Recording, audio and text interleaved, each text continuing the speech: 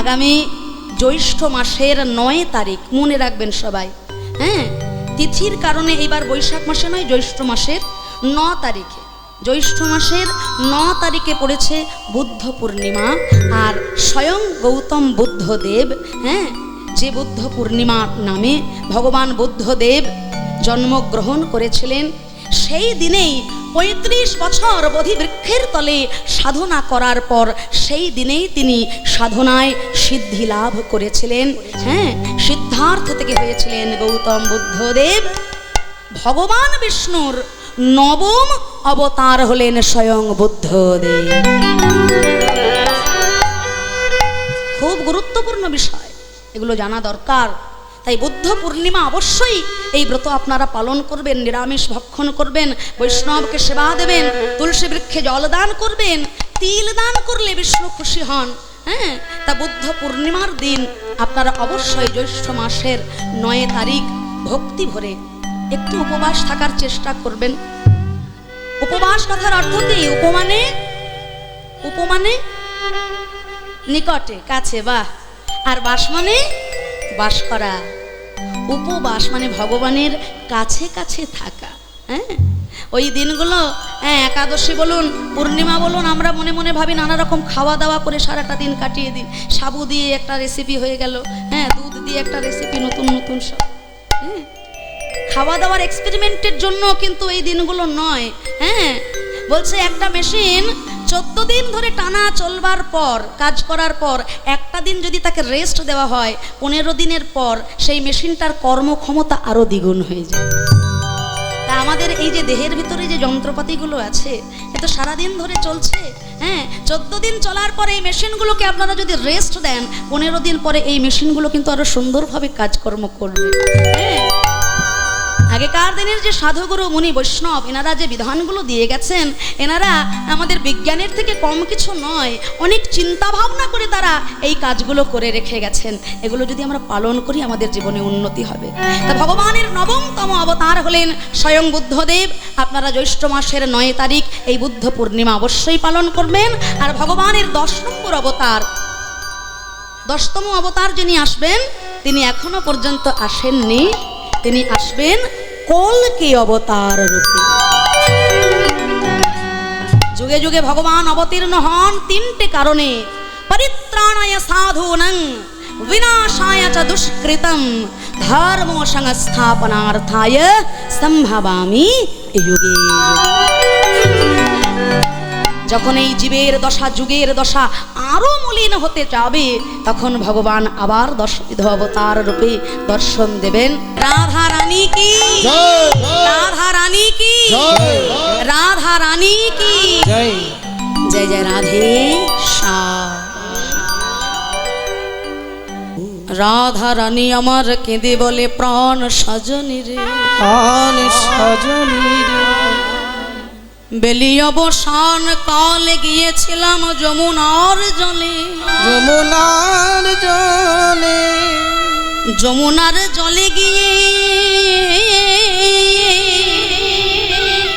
আমার অঙ্গ দ্বিগুণ জলে,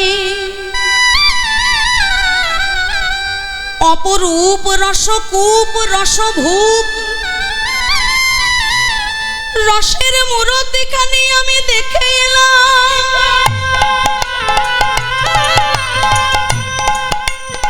যেই রূপের এক কোণ ডুবাই সারা ত্রিভুবন, কৃষ্ণের মধুর রূপ শোনো শোনো।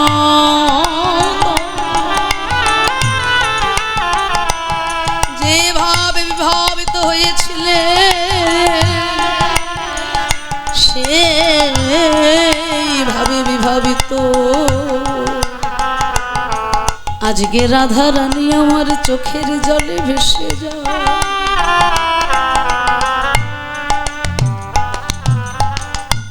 কাঁখের কলসিটিও ভেসে গেল যমুনার জলে। বুঝতে পারলাম না, অবলা সরলা কুলের কামিনী আমি, একদিকে রাজকুলবতী, আবার অন্যদিকে রাজকুলবধূ।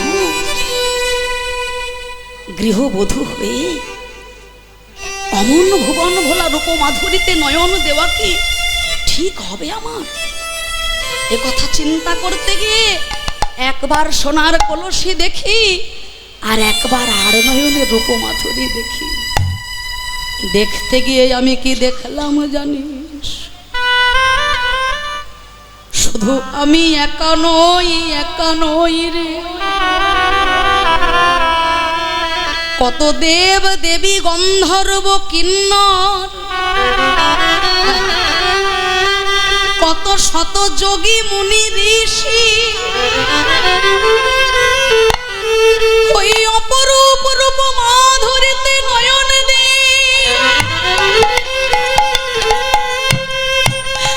হা গোবিন্দ তোমার হলাম বলে চরণের ধারে ধারে তারা দাস দাসী হয়ে পড়ে আছে। শুধু আমি একা নই,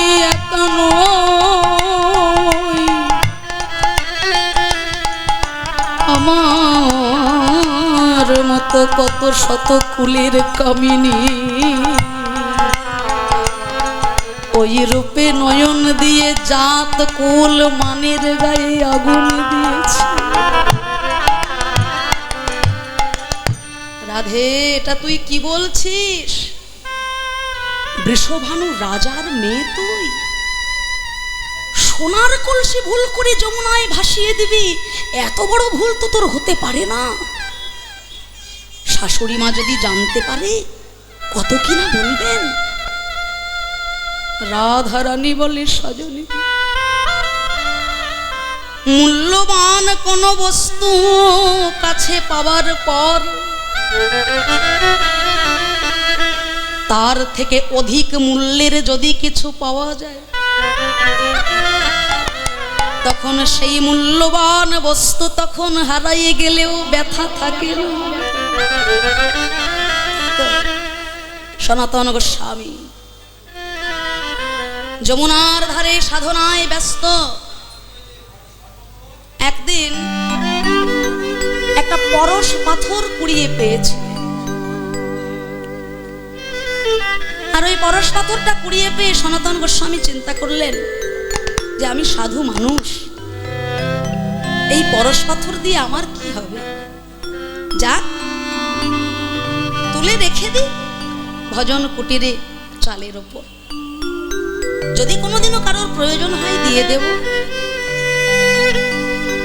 তা বর্ধমান মানকর গ্রামে জীবন নামে এক ব্রাহ্মণের ছেলে, সংসারে এত দারিদ্রতা, এত অভাব অনটন, কাশীধামে শিব ঠাকুরের কাছে চোখের জলে বুক ভাসিয়ে বলেছিলেন, হে দেবাদিদেব, তুমি তো অল্পেতে সন্তুষ্ট হও আশুতোষ, আমার এত দুঃখ, এত জ্বালা, এত দারিদ্রতা সইতে পারি না।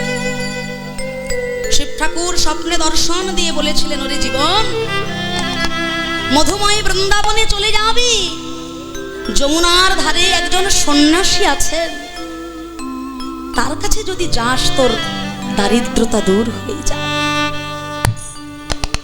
জীবন ছুটে এলো বৃন্দাবনে, যমুনার ধারে সনাতন গোস্বামীর কাছে হাত জোড় করে বললেন, হে সন্ন্যাসী, স্বয়ং শিব ঠাকুর আমাকে বলেছেন আপনার কাছে এমন কোন অমূল্য রত্ন আছে যে রত্ন পেলে আমার দারিদ্রতা দূর হবে, আমাকে দিন। সনাতন গোস্বামী প্রথমে তো অবাক হলেন, কেননা তার মনেই নেই যে একটা পরশমণি তার কাছে আছে, তিনি ভুলেই গেছেন। কেননা ওই পরশমণির থেকে আরো মহা মহা অমূল্য রত্ন যে তিনি পেয়ে গেছে। পরক্ষণে মনে পড়লো, হ্যাঁ আমি একটা পরশ পাথর কুড়িয়ে পেয়েছিলাম, দেখি আছে কিনা। দেখলেন চালের পরে আছে। এই নাও বাবা, এই পরশমণিটা লোহায় ঠেকালেই লোহা সোনা হয়ে যাবে, তোমার আর দারিদ্রতা থাকবে না, নিয়ে যাও। জীবন পথে চলতে চলতে মনে মনে ভাবছে, সত্যি সত্যি এটা পরশমণি তো, এত মূল্যবান, আমাকে দিয়ে দিলেন সাধু। তা আমার তো যাচাই করে নেওয়া হলো না, একটু যাচাই করে দেখে নি। হাতে ছিল একটা লোহার মাদুলি। লোহার মাদুলিতে পরশ পাথরটা যেই না ছুঁয়েছে, লোহার মাদুলির সঙ্গে সঙ্গে সোনা হয়ে গেল। জীবন চমকে উঠল, ছুটতে ছুটতে চলল বাবাজির কাছে। যে ধনে হইয়া ধনী, মনি রে মানো না মনি, সেই ধন দেহ তো আমারই।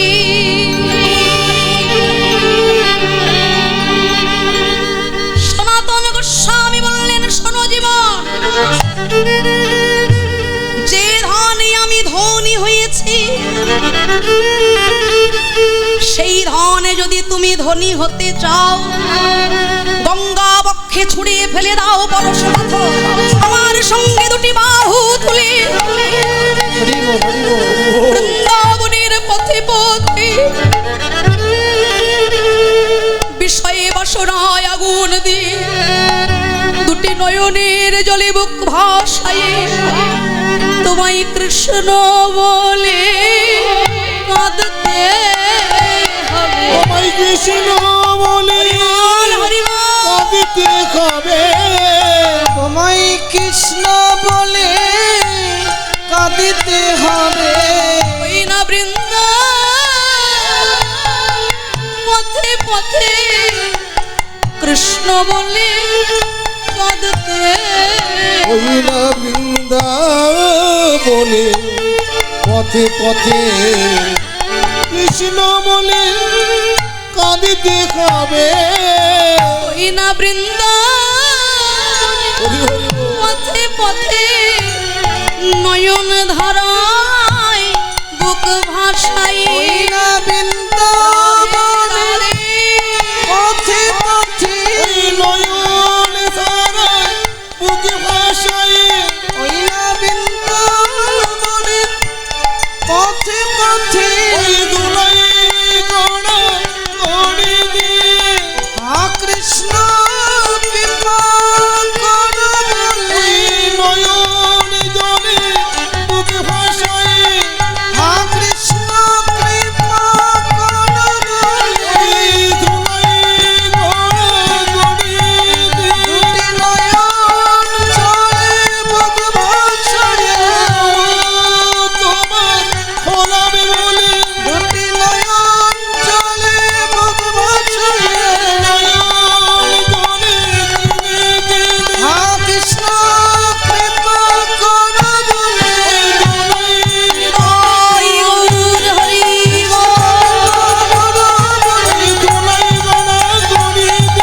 কৃষ্ণ কৃপা করো বলে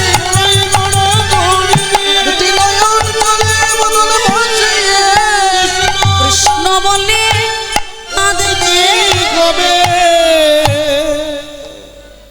তাই কোনো বস্তু যদি কেউ কাছে পায়, তার থেকে মহা মহা অমূল্যবান কোনো জিনিস পেয়ে যায়, যদি কেউ মনে করুন একটা তামার আংটি পড়েছে, হ্যাঁ, সে যদি কষ্ট করে একটা সুন্দর রূপোর আংটি বানিয়ে নেয়, তখন ওই তামার আংটিটা যদি হারিয়েও যায়, হ্যাঁ, তাতে কি তার দুঃখ হবে? রূপোর আংটি আছে। আবার রূপোর আংটি পরতে পরতে হাতে যদি কোনোদিন একটা দামি সোনার আংটি করতে পারে, সোনার আংটি হাতে পরতে পরতে কোনোদিনও যদি বেখেয়ালে রূপোর আংটিটাও হারিয়ে যায়, তার কিন্তু অতটা দুঃখ হবে না, কেননা সোনার আংটি এখনো রয়েছে তার হাতে।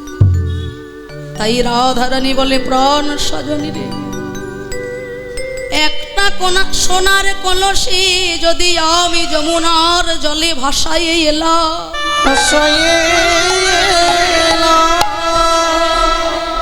একটা সোনার কলসির পরিবর্তে ভালো করে আমার দিকে তাকিয়ে দেখ, দুটো নয়ন কুম্ভ করে এনেছি।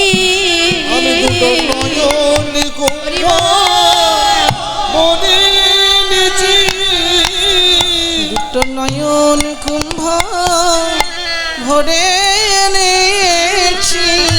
নয়ন কুম্ভ মনে এনেছি। কৃষ্ণ রূপ সাগরে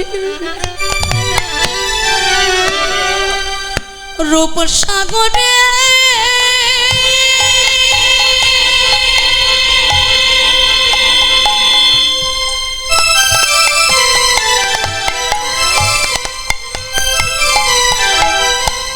অকই তব কৃষ্ণ প্রেম যেন জাম্বু নদহে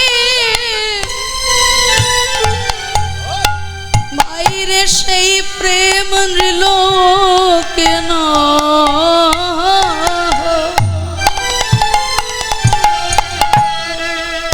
আর যদি হয় যোগ তবে তার না হয় বিয়োগ বিয়োগ হইলে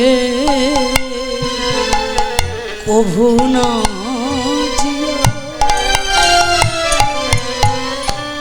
ভক্তের সঙ্গে ভগবানের যোগ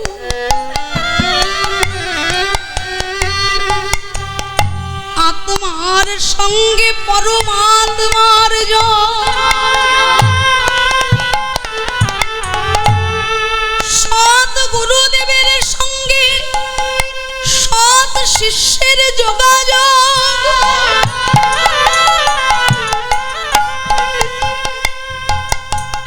যদি কোনোদিনও একবার ভাগ্যক্রমে হয়ে যায় গো নানা তবে তো আর কখনো বিয়োগ হয় না আর আপন কর্ম দোষে যদি বা কখনো বিয়োগ হয়ে যায় সে তো আর তখন প্রাণে বাঁচার আশা করে না বৃন্দাবনের পথে পথে মণিহারা ফণির মতো তখন ব্রজের পথে পথে কেঁদে বেড়া ব্রজের পথে পথে ব্রজের পথে পথে কেঁদে বেড়াই ওগো রাধে তোমার দয়াময়ী তোমার হরি হরি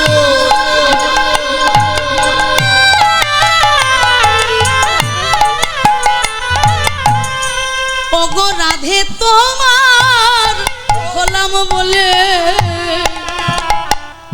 দুটি নয়ন ধরাই বুক ভাসাই অপরাধী তোমার হলাম বলে নয়ন ধারাই বুকে ভাসাই অপরাধী তোমার হলাম বলে গোড়া গড়ি দিয়ে অপরাধী তোমার হলাম বলে নয়ন জলে বুকে ভাসাই অপরাধী তোমার হলাম বলে গোড়া গড়ি দিয়ে অপরাধী তোমার হলাম বলে নয়ন ধারাই বুকে ভাসাই অপরাধী তোমার হলাম বলে গোড়া গড়ি দিয়ে অপরাধী কৃপা করো বলে রাধে রাধে বলে অপরাধী কৃপা করো বলে নয়ন জলে বুকে ভাসাই অপরাধী তোমার হলাম বলে গোড়া গড়ি দিয়ে অপরাধী কৃপা করো বলে গোড়া গড়ি দিয়ে অপরাধী কৃপা করো বলে নয়ন জলে বুকে ভাসাই অপরাধী কৃপা করো বলে নয়ন ধারাই বুকে ভাসাই অপরাধী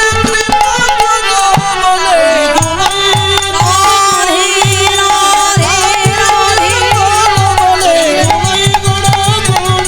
অপরাধী কৃপা করো বলে অপরাধী কৃপা করো বলে তারা পথে পথে কেঁদে বেড়ায় তাই সই। একটা কলসি আমার যমুনার জলে ভেসে গেছে, কিন্তু তার বিনিময়ে দুটো কলসি আমি ভরে এনেছি, দুটো নয়ন কুম্ভ আমার ভরে এনেছি কৃষ্ণ রূপের সাগরে নয়ন দিয়ে। সখীগণ বলছে, রাধে এ তো আমাদের পরম সৌভাগ্য। তুই দুটো নয়ন কুম্ভে যে রূপের মাধুর্য ভরে এনেছিস, সেই নয়ন কুম্ভে ভরে রাখা নয়ন কুম্ভের রূপ মাধুর্য আমাদের সকল সখীগণকে ওই কুম্ভে ভরা মাধুরী দিয়ে অবগাহন করিয়ে দে। রাধারানী বলছেন, সই। দেখেছে আমার নয়ন, কিন্তু ও তো বলতে পারে না, আর যে বলবে আমার বদন, ও তো দেখতে পায় না। কেমন ভাবে বলবো রূপের কথা? সখীগণ বলছে, রাধে তুই তো নিজেই বললি যে রূপের এক কোণ ডুবায় সারা ত্রিভুবন, সর্বপ্রাণী করে আকর্ষণ। যে রূপের এক কোণে ত্রিভুবন ডুবে যায়, সেই রূপ দুটো নয়ন কুম্ভ ভরে এনেছিস, এতেই আমাদের যথেষ্ট। আর কি দরকার? যে রূপের এক কোণে ত্রিভুবন ডুবে যায়, সেই রূপ দুটো নয়ন কুম্ভে ভরে এনেছিস, এটা আমাদের কাছে অনেক। রামকৃষ্ণদেব বলেছিলেন না, যে একটা ছোট্ট পিঁপড়ে সে যদি চিনির গোডাউনে যায়, সেই কুইন্টালে চিনির গোডাউনে কত কুইন্টাল চিনি আছে সেটা জেনে কি পিঁপড়ের লাভ হবে? ওই গোডাউনের মধ্যে কত বস্তা চিনি আছে সেটা জেনে পিঁপড়ের লাভ হবে না। ওই বড় গোডাউনটা থেকে একটা বড় চিনির দানা মুখে করে নিয়ে সে যদি ঘরে ফিরতে পারে, তার নিজেরও পেট ভরবে আর তার পরিবারেও সবার পেট ভরে যাবে। হরি বল, হরি বল। শ্রদ্ধেয় ভক্তমণ্ডলী, আপনাদের কাছে একটা পরিচয় দিই। সকলেই জানেন আমার ছোট কাকা কীর্তন সম্রাট শ্রী সুমন ভট্টাচার্য মহাশয়, আমার বাবা কীর্তন শিক্ষক শ্রী অনিল কুমার ভট্টাচার্য মহাশয়। তারা হলেন কীর্তনের অগাধ সমুদ্র। সেই সমুদ্র থেকে এক বালতি জল তোলার ক্ষমতাও আমার নেই, কিন্তু আপনাদের মতো সাধুগুরু বৈষ্ণবের কৃপায়, তাদের আশীর্বাদ মাথায় নিয়ে এই যে হরিবাসরে আমি দাঁড়াতে পারি, এটাই আমাদের কাছে, আমার কাছে অনেক বড় পাওনা। আপনারা আশীর্বাদ করবেন, আপনাদের চরণ ধুলা মাথায় নিয়ে যেন এইভাবে এগিয়ে যেতে পারি। আর আমার আরও একটি পরিচয় আছে, যে বংশে আমার বিবাহ হয়েছে, ঠাকুর শ্রী রামকৃষ্ণদেবের পঞ্চম বংশের জ্যেষ্ঠ পুত্রবধূ হবার সৌভাগ্য আমি অর্জন করেছি। যে বংশে মা শারদা বধূ মাতা হয়ে এসেছিলেন, সেই বংশের পঞ্চম বংশের জ্যেষ্ঠ পুত্রবধূ হবার সৌভাগ্য আমার হয়েছে। এখানে আমার কোনো কৃতিত্ব নেই, আমার মা বাবার আশীর্বাদ। তাই আগে ছিলাম অনুরাধা ভট্টাচার্য, এখন অনুরাধা চট্টোপাধ্যায়। তা আপনারা সবাই প্রাণ ভরে আশীর্বাদ করবেন। আপনাদের সবাকার প্রাণ ভরা আশীর্বাদ, চরণ ধুলা মাথায় নিয়ে আমার জীবনের কৃষ্ণ ভজনের পথ যেন দিনে দিনে আরো উজ্জ্বল হয়। নিতাই গৌর হরি হরি বল, হরি বল, হরি বল।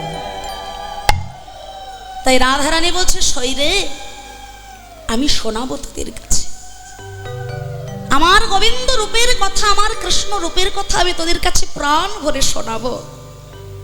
ইহ জগতে তো কৃষ্ণ কথা শোনার মানুষ মেলে না, মানুষ মেলে না।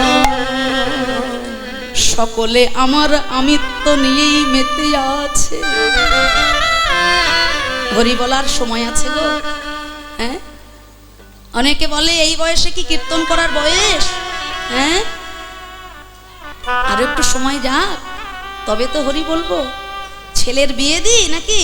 হ্যাঁ, বৌমা আসবে ঘরে, বৌমার হাতে সব দায়িত্ব দিয়ে চাবি দিয়ে একেবারে বৃন্দাবনে চলে যাব ভজন করতে, অতই সহজ? আরো চাপে পড়ে যাবেন সংসারে। হ্যাঁ, ছেলের বিয়ে হলো, সংসারের দায়িত্ব আপনার কাঁধে আরো বেড়ে যাবে। তখন আর একটা মায়ার জিনিস, নাতি নাতনি, তাদের মুখ না দেখলে আপনার দিনই কাটবে না। হরি ভজন তখন মাথায় উঠেছে। যার গিয়াছে দিন ফুরায়ে তারে কি হরি কৃপা করে? তবু যদি যায় গুরুদেবের দ্বারে, গুরুদেব কি তারে ছাড়তে পারে? হ্যাঁ, হরি ভজনের, কৃষ্ণ ভজনের কোনো বয়স হয় না, কোনো সময় হয় না। এই তো কদিন আগে ফেসবুকে একটা 8 বছরের ছেলে, দেখেছেন তো সবাই, ভাগবত দাস ব্রহ্মচারী, একটা হিন্দি টেলিভিশন চ্যানেলে, সোনি চ্যানেলে, আমাদের সারা বিশ্বের বিখ্যাত গায়িকা নেহা কক্কর তাকে হ্যালো বলে সম্বোধন করেছিলেন। ওই 8 বছরের ছোট্ট বাচ্চাটা উত্তর দিল, হাই হ্যালো ছোড়ো, হরে কৃষ্ণ বলো। হরি বল, হরি বল। কত সুন্দর সংস্কার! ওইটুকু বয়স থেকে তার মুখে কৃষ্ণ কথা, হরি কথা। হ্যাঁ, বলছে আমরা যখন দোকান থেকে খেলনা কিনি, তার গায়ে একটা ম্যানুয়াল থাকে কিভাবে ওই খেলনাটাকে ব্যবহার করতে হয়। শ্রীমদ্ ভাগবত হলো আমাদের জীবনের সেই ম্যানুয়াল, যেটা পড়লে পরে জীবনটাকে কিভাবে চালনা করব সেটা লেখা রয়েছে। তাই গৌর হরি বল, হরি বল। তাই যার হয় বাবা অল্প বয়সেই হয়,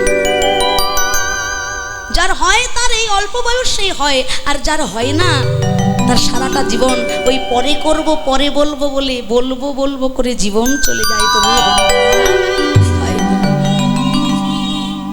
এই জগতে ভগবান সবাইকে সৃষ্টি করেছে। ভগবান গাধাকে সৃষ্টি করে বলছেন, ওরে গাধা, জগতের বুকে যা, 50 বছর আয়ু দিলাম তোকে। গাধা বলে, ঠাকুর আমার কাজ কি, কর্ম কি? সারা জীবন লোকের বোঝা বয়ে বেড়াবি তুই। গাধা বলে, ঠাকুর লোকের বোঝাই যখন বয়ে বেড়াবো, 50 বছর বেঁচে আমার কি লাভ হবে? আমার থেকে তুমি 30টা বছর তুলে নাও। ভগবান কুকুরকে সৃষ্টি করলেন, জগতের বুকে যা, তোকে আমি 30 বছর আয়ু দিলাম। কুকুর বলছে, আমার কর্ম কি? প্রভু ভক্ত হয়ে প্রভুর সেবা করে প্রভুর এঁঠো খেয়ে জীবন কাটা। প্রভুর এঁঠো খেয়ে যদি জীবন কাটাবো, 30 বছর বেঁচে কি করব? কোনো কাজই নেই। আমার থেকে তুমি 15টা বছর নিয়ে নাও দয়া। ভগবান বনের বাঁদরকে সৃষ্টি করলেন, জগতের বুকে যা, নিজ নিজ কর্ম কর, 20 বছর আয়ু দিলাম। বনের বাঁদর বলছে, ঠাকুর আমার তাহলে কাজ কি? ওই যে বনে বনে ঘুরে বেড়াবে, এই ডাল থেকে ওই ডাল, ওই ডাল থেকে সেই ডাল, লাফিয়ে লাফিয়ে ঘুরে ঘুরে তোর জীবন কাটবে, স্থায়ী বাস কোনোদিনও হবে না। আর তোর ওই অঙ্গভঙ্গিতে সাধারণ মানুষ আনন্দ পাবে। এই কাজ, এই কাজেই যদি আমার জীবন কাটে দয়াময়, 20 বছর বেঁচে আমার লাভ নেই, আমার থেকে 10টা বছর তুমি।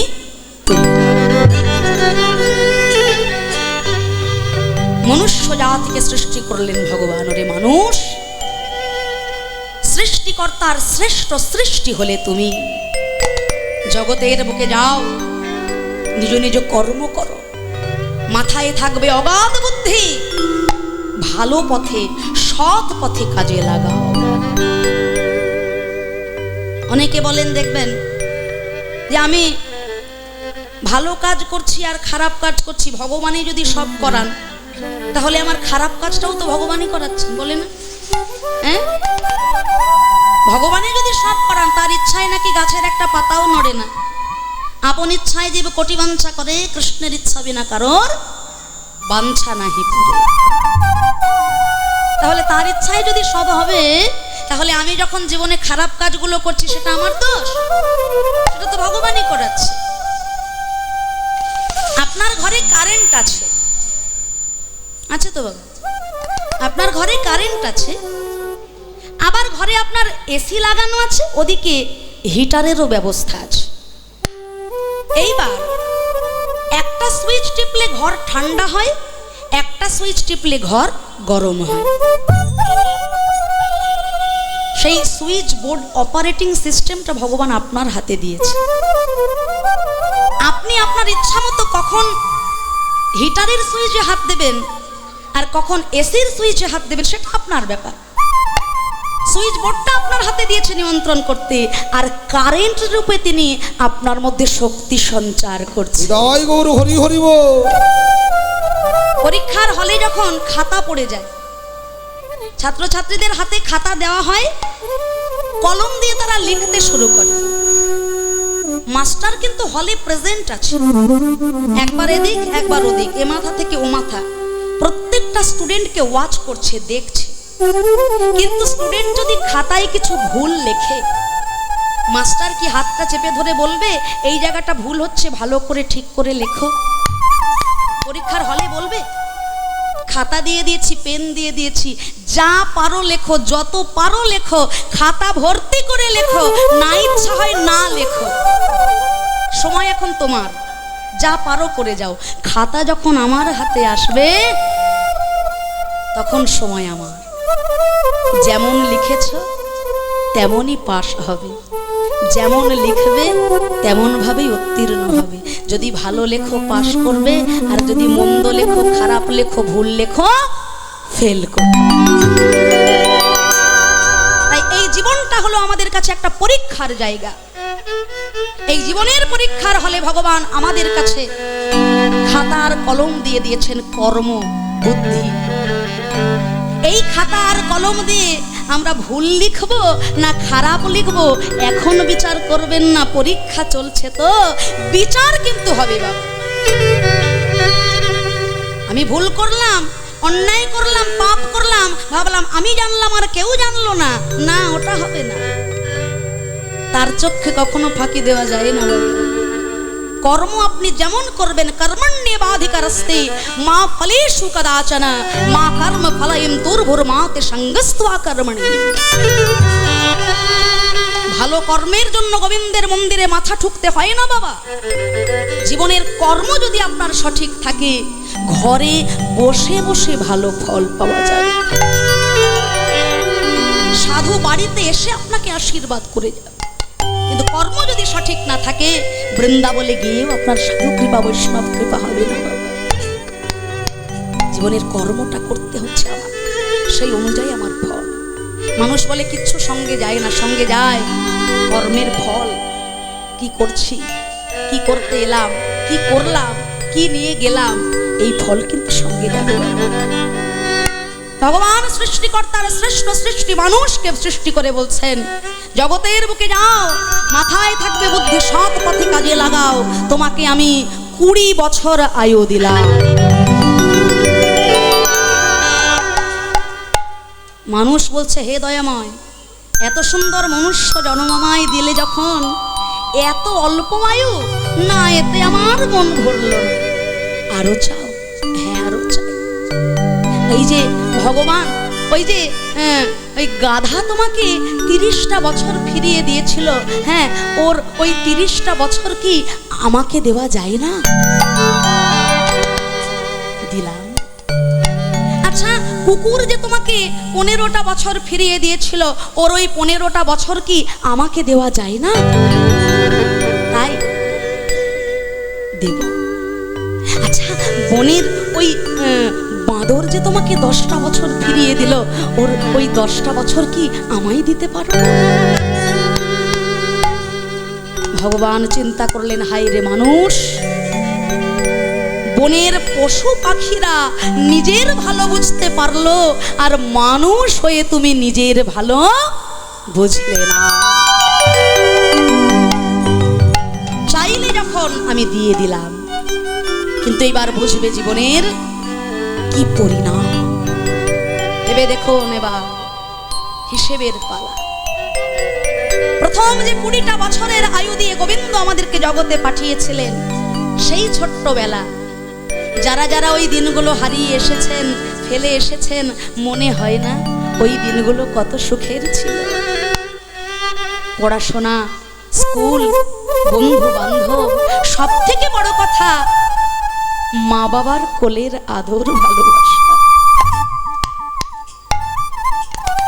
জগতে সবাই আপনাকে ভালোবাসবে বাবা, অনেক ভালোবাসবে, কিন্তু মায়ের মতো ভালোবাসা আপনাকে কেউ দিতে পারবে না, তাই না?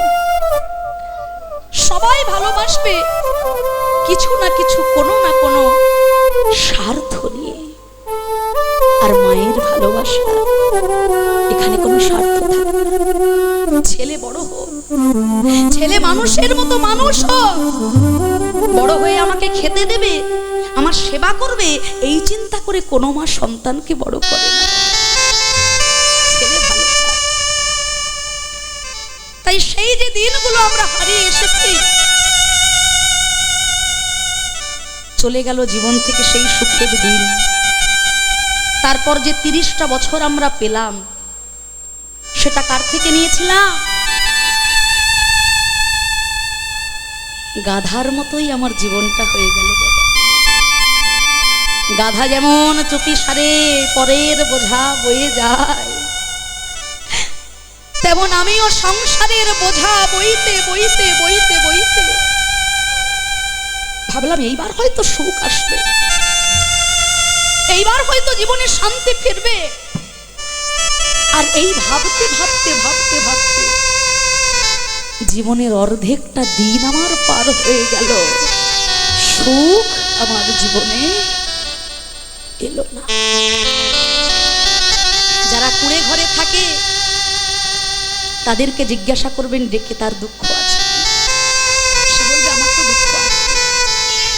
আবার যে 5তলা বিল্ডিং এর উপরে আছে, আপনি ভাবছেন এত বড় লোক, বাড়ি আছে, গাড়ি আছে, টাকা আসে, পয়সা আছে, এসি আছে, ফ্রিজ আছে, ওয়াশিং মেশিন আছে, কাচাকাচি করতে হয় না, খুব সুখী।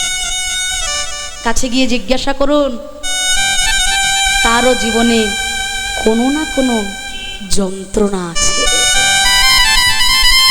তাই আমরা আপনারা প্রত্যেকে সংসারের বোঝা বয়ে বেড়াচ্ছি নীরবে, সুখের আশায়, ভালো থাকার আশায়। তাতে জীবনের দিনগুলো চলে গেল বাবা, সুখ এলো না। প্রথমের ওই 20 বছর, তার পরের 30টা বছর, এইভাবে 50টা বছর জীবন থেকে পার হয়ে গেল। আর আমার যখন 50 বছর পার হলো, ছেলে আমার তখন বড় হয়েছে, ছেলে লায়েক হয়েছে বাবা, সংসারের দায়িত্ব ভার সে নিজের হাতে নিতে শিখেছে। সংসারের চাবিকাঠিটাও এখন বৌমার হাতে। দুপুরবেলা থালাটা হাতে করে নিয়ে টেবিলে অপেক্ষা করতে হয়, কখন বৌমা কাজ সেরে ঘরে আসবে, দুমুঠো অন্ন দেবে, তবে সেবা হবে। একটার বেশি দুটো কথা জিজ্ঞাসা করতে গেলে ছেলে চিৎকার করে বলে, বাবা তুমি কিচ্ছু জানো না, আমি আছি তো, সব সামলে নেব, বয়স হয়েছে, বেশি কথা বলো না, চুপচাপ ওখানে বসে থাকো, আমি আছি, সব দেখে। প্রভু ভক্ত হতে হতে আরো 15টা বছর আমার কেটে গেল। কথাগুলো শুনতে একটু কষ্ট হলেও অপ্রিয় সত্য কথা বাবা। একটু চিন্তা করে দেখবেন তো, কলকাতার বুকে গিয়ে দেখে আসবেন, মন্দির মসজিদের থেকে বেশি বেশি বৃদ্ধাশ্রম তৈরি হচ্ছে। সন্তান তো মানুষ হচ্ছে, অনেক পড়াশোনা করছে, এমএ পাস করছে, বিএ পাস করছে, ডাক্তার হচ্ছে, ইঞ্জিনিয়ার হচ্ছে, আমেরিকা যাচ্ছে, ফ্রান্স যাচ্ছে, লন্ডন যাচ্ছে, বিলেত যাচ্ছে। সন্তান বিদ্যা পাচ্ছে, অনেক বিদ্যা পাচ্ছে, কিন্তু শিক্ষা পাচ্ছে কই? দাদা জ্ঞান উঠছে মাইকে, একটু লক্ষ্য করুন।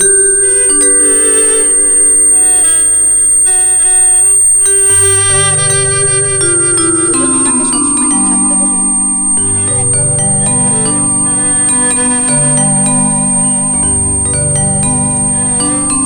জয় রাধে।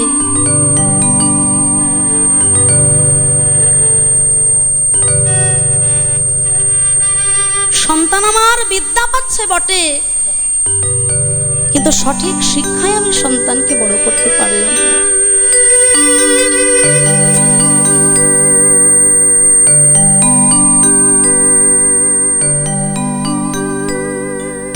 সঠিক শিক্ষায় যদি আমি সন্তানকে দিতে পারবো, তাহলে আজকাল ঘরে ঘরে এমন অবস্থা কেন? পৃথিবীতে সব ছেলেগুলোই যে খারাপ তা আমি বলতে আসিনি বাবা, ভালো আছে। তাই আজও নদীতে জোয়ার হয়, ভাটা হয়, চন্দ্র ওঠে আকাশে, সূর্য ওঠে, জগৎ চলে। এখনো এমন সন্তান আছে বৃদ্ধ মা বাবাকে কাঁধে করে নিয়ে গঙ্গায় স্নান করাতে যায়। আমি নিজে গিয়ে দেখেছি এক বাড়িতে বৃদ্ধ মা বাবাকে ছেলে কাজ থেকে ফিরে, সারাদিন চাষ করে বাড়ি ফিরে নিজে হাতে ভাত মেখে মাকে খাইয়ে দিচ্ছে, বাবাকে খাইয়ে দিচ্ছে। বৃদ্ধাশ্রমে গিয়ে দেখবেন একটা আশ্চর্যের ব্যাপার, কোনো দিন মজুর, কোনো চাষি ভাই, কোনো গরিব দুঃখী, কোনো রিকশাওয়ালার বাবা মা কিন্তু সেখানে থাকে না। আমাদের মতো বড় বড় ডিগ্রিধারী মানুষের বাবা মা, যারা আমেরিকা, ফ্রান্স, লন্ডন বাসী। কেন আজকে এমন অবস্থা? না, আমরা সন্তানকে সঠিক শিক্ষা দিতে পারছি না। সকালবেলা উঠে একটু পিজা, একটু বার্গার, 2 পিস পাউরুটি, একটু ব্ল্যাক কফি চিনি ছাড়া, এসব সাহেবি খানা বাদ দিন, মুড়ি খেতে শিখুন। মুড়ি জল বাতাসা খেতে শিখুন, অনেক রোগ সেরে যাবে জীবনের। বাঙালি হয়ে বাঙালির মতো বাঁচতে শিখুন। বিদেশিরা আমেরিকা, ফ্রান্স, লন্ডন থেকে আমাদের দেশের মাটিতে আসছে, ধুলোয় গড়াগড়ি দিয়ে হরে কৃষ্ণ হরি বল বলছে। হরি হরি বল, হরি বল, হরি বল। তারা পরছে লাল পেড়ে সাদা শাড়ি, কপালে পরছে তিলক।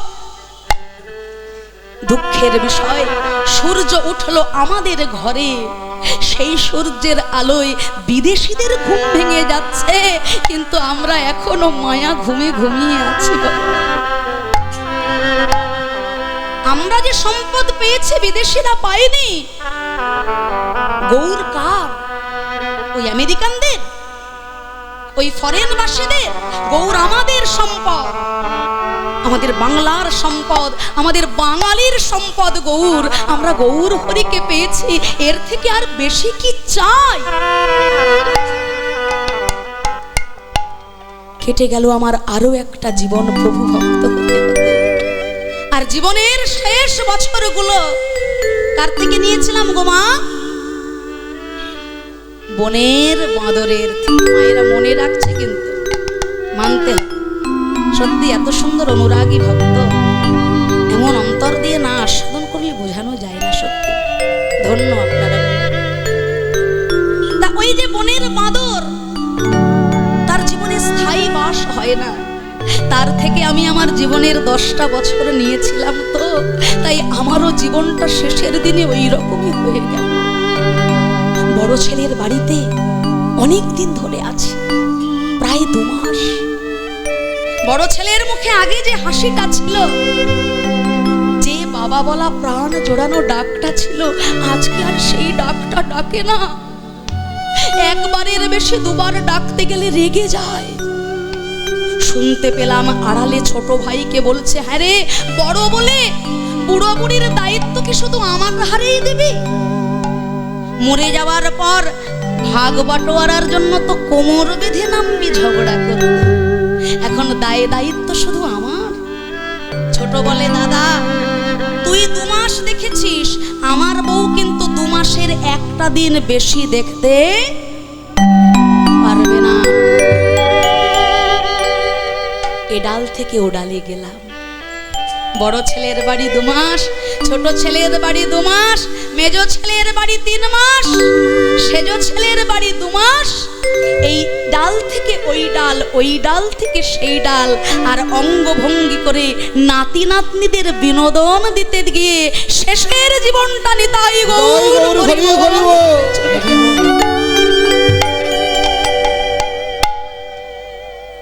হরি বল, হরি বল, আর বলবো কবে? জীবনে আমার বলা হলো না করি। জগতের সকল খেলা সাঙ্গ করে যখন শেষের দিনে আমি চলে গেলাম 4 জনের কাঁধে, আমার বলা হলো না, আমার হয়ে ওই 4 জন বলে দিল, বলো হরি, বলো হরি, বলো হরি। এই তো জীবন। রাধারানী বলে, সখী এই জগতে তো কৃষ্ণ কথা শোনার মানুষ মেলে না, মানুষ মেলে না। কিন্তু তোরা যখন আমার কাছে কৃষ্ণ কথা শুনতে এসেছিস, আমি আজ প্রাণ ভরে বলবো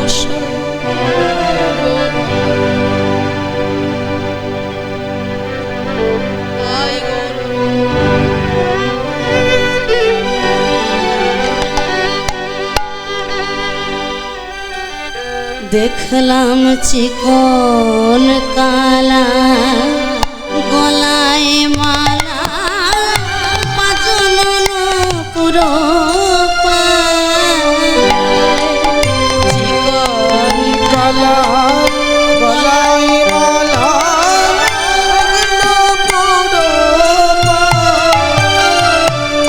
শ্যামের নুপুর বাজে মধুর মধুর,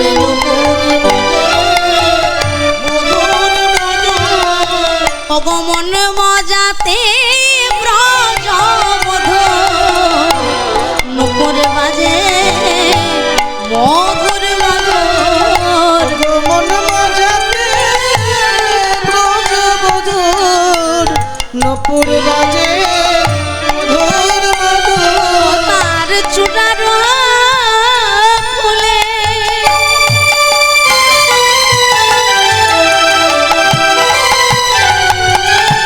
প্রাণ সখী গো,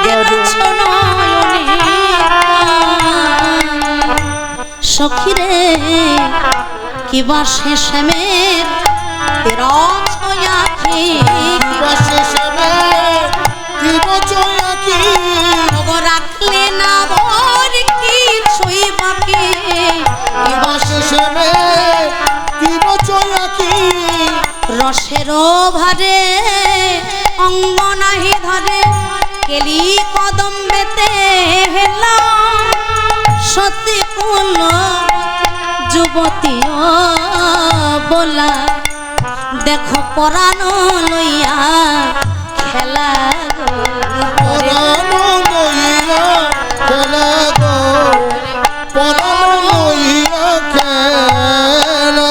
বুঝি নারী বধে শ্যামে ভয় করে না, বুঝি নারী বধে শ্যামে ভয় করে না, বুঝি নারী বধে শ্যামের ভয় করে, বুঝি নারী বধে শ্যামে ভয় করে না।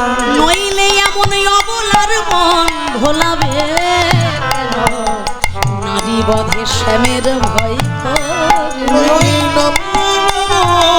ভোলাবি কেন? নারী বধে শ্যামে ভয় করে না। শ্রবণে চঞ্চল মকর অঞ্চল, পিন্ধনে পিবল বাস, সখী গো শ্রবণে চঞ্চল মকর অঞ্চল, পিন্ধনে পিবল, আবার রাঙায়ুত পল চরণ যুগল, রাঙায়ুত উৎপল চরণ যুগল প্রাণ সখী গো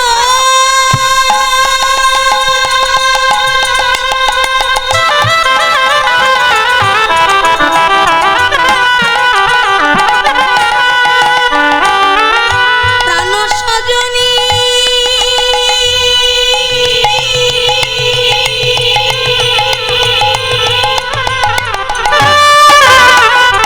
রাঙায়ুত বল চরণ যুগল রাগায়ত পদ চরণ যুগল নিছনি গোবিন্দ দাস গো নিছনি গোবিন্দ দাস। রাধে শুধু তোমার একার নয় গো তোমার একার নয় গো।